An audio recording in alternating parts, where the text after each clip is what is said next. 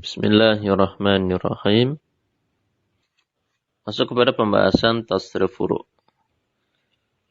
Namun sebagaimana sudah disampaikan di kesempatan sebelumnya, untuk tasrif furu', ya, beberapa kosakata mauzun ajwafnya tidak diurai, tidak disebutkan dalam diktat ini, dan bisa kita kiaskan kepada tasrif wazan. Kita buka lagi buku tasrif dasar, kita coba di situ cocokkan, ya. Kita mencoba membaca secara singkat saja. Tasrif furu'. A'ada, a'adu. A'adat, a'adata, a'adna. A'adta, a'adtuma, a'adtum.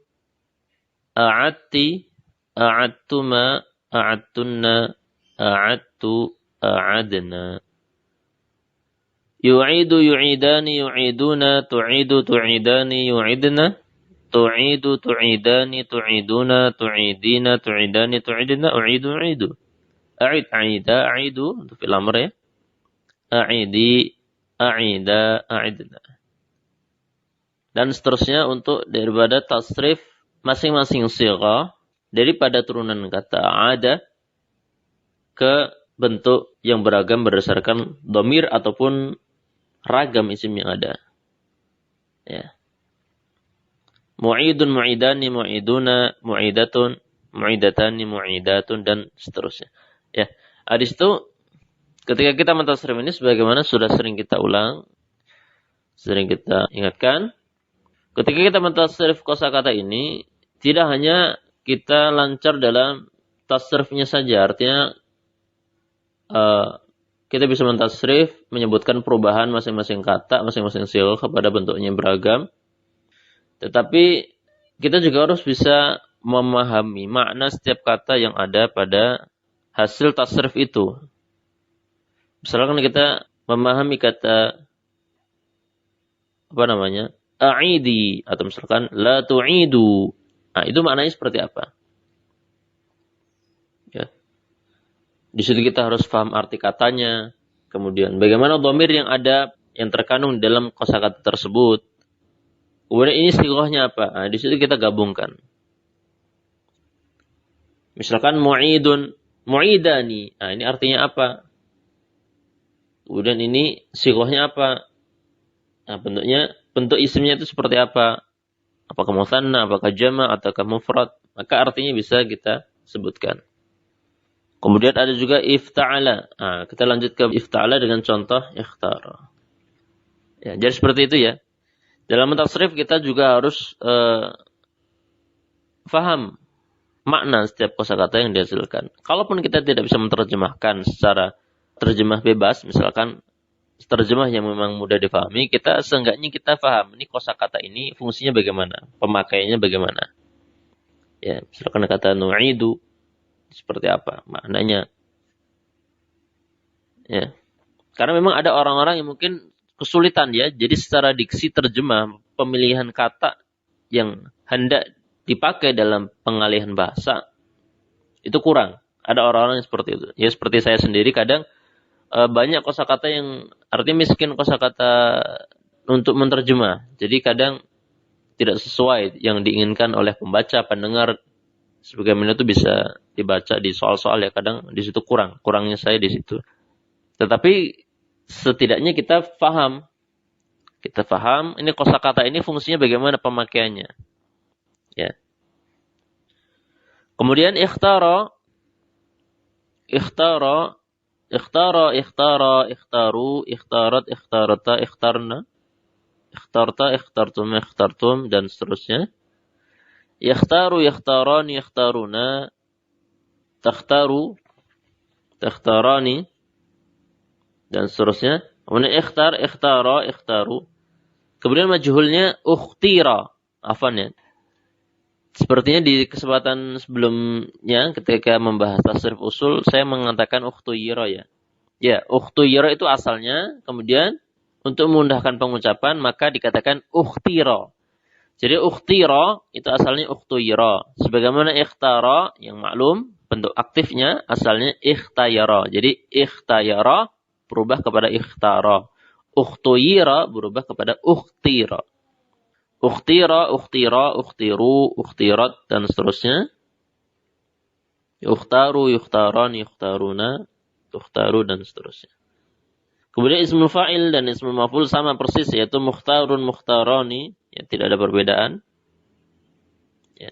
Walaupun kalau kita lihat wazannya ya jelas berbeda ya, mufta'ilun dan mufta'alun, mufta'ilun, mufta'ilani, dan mufta'alun, mufta'alani.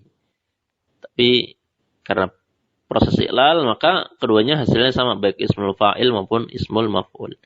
Mukhtarun, mukhtarani, mukhtaruna, mukhtaratun, dan seterusnya. Nah, ini ikhtara. Ya. Kemudian ada istaqama. Ini bab wazan ifta'al, istaf'ala. Istaqama, istaqama, istaqamu, istaqamat, istaqamata, istaqamna. Istaqamta, istaqamtum, istaqamtum, dan seterusnya. Yastaqimu, yastaqimani, yastaqimuna, tastaqimu, tastaqimani, yastaqimna, tastaqimu, tastaqimani, istaqim, istaqima. Nah, perhatikan di situ. Istaqim, ya setelah qaf tidak disebutkan. Tetapi muncul lagi ketika istaqima, istaqim, istaqima, istaqimu, istaqimi, istaqima, istaqimna. Ustuqima, yustaqamu. Kemudian ada ismul fa'il mustaqimun, mustaqimani, mustaqimuna, ismul maf'ul mustaqamun, dan seterusnya. Nah, ini tasrif furu' istaqama. Ya. Coba kita belajar melenturkan lidah kita dalam tasrif furu' masing-masing mauzun yang ada. Demikian pembacaan. Ya, sebenarnya sekedar saya membacakan saja ya. Dan insyaAllah saya yakin para pendengar sekalian bisa mencoba untuk aplikasi tasrif ya, mauzun yang lain. Coba lihat kosakata, daftar kosakata yang sebelumnya, tabel kosakata. Coba ambil contoh misalkan ista'ana, ya, ista'ana. Atau istasyara. Coba tasrif istasyara secara tasrif furu'. Berarti kalau kita tasrif furu', berarti kita sudah otomatis tasrif usulnya kan ikut ya di situ ya. Istasyara, bagaimana tasrif furu'nya? Istasyara, istasyara, istasyaru. Kemudian yastasyiru, bagaimana tasrif furu'nya? Istasyiru, yastasyirani, istasyiruna. Ya. Fi'il amrnya apa? Istasyir, istasyir, istasyira, istasyiru, dan seterusnya. Ini seperti itu. Demikian, wassallallahu wasallam ala nabiyyina Muhammad.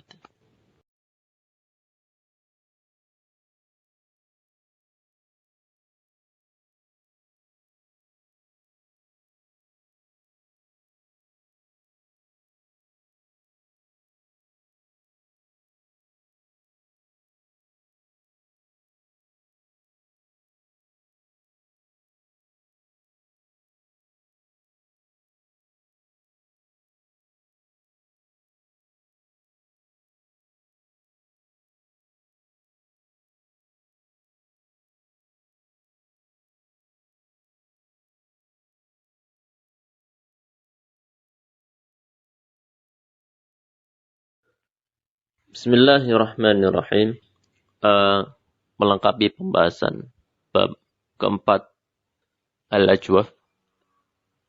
Ini ada faedah seputar makna kata. Jadi ini materi tambahan saja ya. Siapa tahu berguna ya. Siapa tahu materi ini bermanfaat ketika kita sedang belajar tasrif maupun belajar nahwu. Yaitu tentang seputar makna kata. Ini masalah tentang kekayaan dalam makna. Jadi bahasa Arab itu dalam satu kata itu bisa jadi, atau untuk suatu kata, suatu kosakata bahasa Arab itu bisa jadi memiliki banyak makna.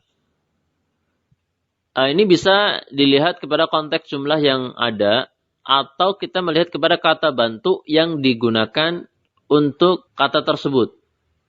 Kan ada istilah harf ya. Harf itu kan bahasa gampangnya itu kata bantu. Kalau isim jelas, kalau fi'il jelas. Nah, kalau harf ini lebih kepada kata bantu. Maka bisa saja kata bantu yang digunakan ini mempengaruhi makna suatu fi'il. Contoh, kita menggunakan kata bantu yang beragam untuk kata nadhara. Nadhara, kalau nadhara berarti apa? Kacamata. Nadhara ketika disandingkan dengan kata bantu ila, ini berarti melihat. Contoh, nadhara Zaidun ila jabal. Zaid melihat sebuah gunung. Nadhara ila. Nadhara Zaidun lil yatim. Di situ ada kata bantu lam. Ya, lam. Nadhara li. Nadhara disambung dengan li, itu maknanya membantu. Nadhara Zaidun lil yatim. Ya. Nadhara Zaidun lil yatim. Nadhara li. Nadhara plus li artinya membantu. Kemudian contoh berikutnya, nadhara Zaidun fil amri. Ini nadhara fi. Nadhara plus fi artinya memikirkan. Zaid memikirkan hal itu. Nadhara Zaidun fil amri. Dan nadhara Zaidun Ahmada. Ini tidak ada kata bantu untuk kata nadhara. Maka artinya menunggu. Nadhara Zaidun Ahmada. Zaid menunggu Ahmad. Ada juga nadhara Zaidun bainal mutakhasimain. Nadhara baina. Itu artinya menghakimi antara dua orang, atau ya, Zaid menghakimi antara dua orang yang bersengketa. Nadhara baina. Jadi mungkin menengahi antara dua hal. Di sini kalau ada dua orang bersengketa berarti dihakimi, atau mungkin mendamaikan atau yang lainnya. Nah, itu tentang kekayaan makna kosakata bahasa Arab. Dan contoh yang lain banyak, sangat banyak. Ini cuma di sini kita bahas kata nadhara saja.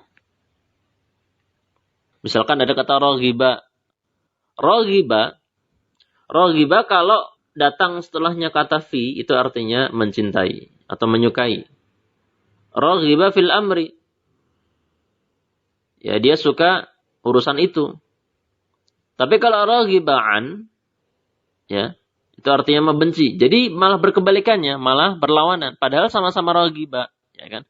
Sama-sama raghiba, tetapi karena kata bantu yang datang setelah raghiba itu beda, maka artinya pun beda. Raghiba fi artinya mencintai, kalau raghiba'an artinya membenci. Seperti itu. Ya. Contoh lain misalkan apa ya? Para pendengar bisa mencarinya lagi, atau bisa suatu saat akan ketemu dengan kosakata-kosakata tersebut, ya, yang tentu maknanya berbeda, melihat konteks jumlah ataupun melihat kata bantu yang digunakan di dalam jumlah tersebut. Kemudian poin kedua, ini juga ya sebagai faedah tambahan, seputar fi'il lazim dan fi'il muta'addi. Di situ dikatakan beberapa fi'il dapat memiliki dua kategori menurut kebutuhannya terhadap suatu objek. Ada kalanya ia sebagai fi'il lazim dan ada kalanya ia sebagai fi'il muta'addi. Dan hal ini melihat kepada konteks kalimat yang diinginkan. Jadi gini, kita tahu ada fi'il lazim, itu fi'il yang tidak butuh objek, misalkan nama Zaidun, Zaid tidur, atau tabassama Zaidun, Zaid tersenyum, atau dhahika Zaidun, Zaid tertawa, baka Zaidun, Zaid menangis. Tapi ada juga fi'il-fi'il muta'addi. Fi'il ini butuh sesuatu yang menjadi objek perbuatan. Misalkan syariba Zaidun al-laban, Zaid minum susu, maka susu objek. Saya kira ini sudah masyhur ya. Nah, di situ ada fi'il-fi'il yang memang dia bisa sebagai fi'il lazim plus juga bisa sebagai fi'il muta'addi. Tentu ini melihat kepada konteks jumlah yang ada. Contoh misalkan kata zada. Zada bisa berarti bertambah, bisa berarti menambahkan. Ya. Berarti masih ada hubungannya dengan kekayaan makna kata tersebut. Karena maknanya bertambah maka dia adalah fi'il lazim, tidak butuh objek. Contoh zadal ma'u, air itu bertambah. Tapi ketika maknanya menambahkan, berarti makna yang lain. Maka dia adalah fi'il muta'addi, butuh objek. Contoh, zadakallahu hirsan. Semoga Allah menambahkan semangat untukmu. Ya. Maka zada di sini adalah fi'il muta'addi. Ya seperti dalam doa Rabbi zidni ilma. Maka zada di situ adalah zada yang muta'addi. Seperti itu. Wassallallahu wasallam ala nabiyyina Muhammad.